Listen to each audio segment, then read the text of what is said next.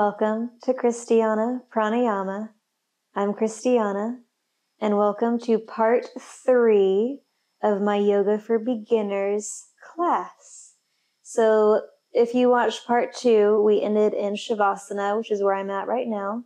So I just wanted to show you the way to come out of it is you're going to wiggle your fingers and toes, and then you're going to bring your feet flat onto the mat.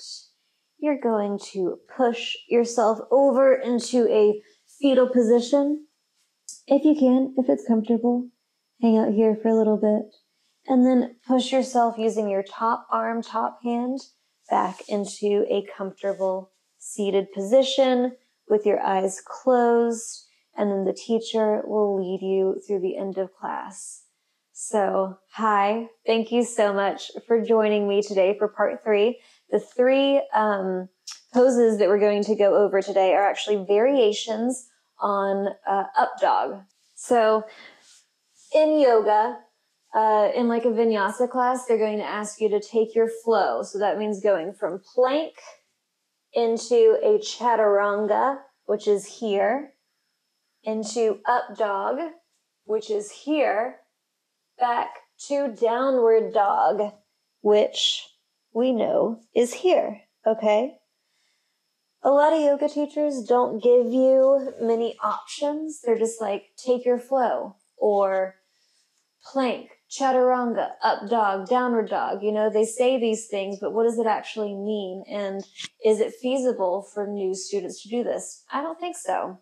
So when I first started, I was trying to keep up with everybody, but the best thing to do is find your own flow and then just use that in class. So remember, we started off in our first class, plank like this, but we can also do this variation. So this going into chaturanga, right?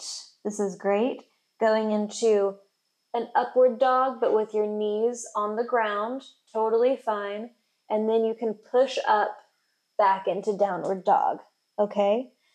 But even this is a little difficult. I would say that's still advanced. So what I like to do is when we're going from downward dog into taking our flow, go ahead and come into plank, bring the knees down, and then just bring the rest of the body down. You can keep your hands by your rib cage here. Try and keep your elbows pulled back behind you like a Thanksgiving turkey, like a trussed chicken.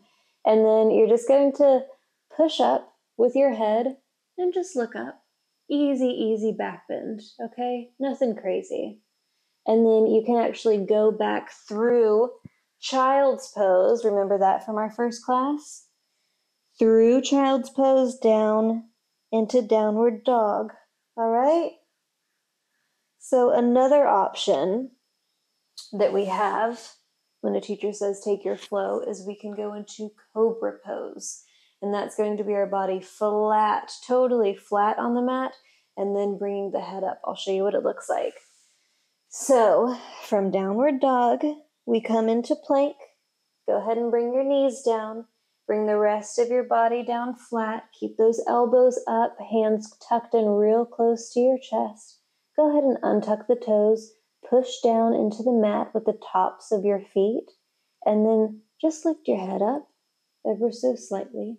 You can also bring your hands to hover just off the mat so that you're using the correct muscles. You're not pushing yourself up and creating stress in your spine, okay? So this is Cobra here. You can also bring your hands out in front of you, out off the sides of the mat, like kind of off the corners. Push up there. This is called seal pose. You can even have your hands down if that's more, or your elbows down if that's more comfortable for you. Or this is my favorite back bend.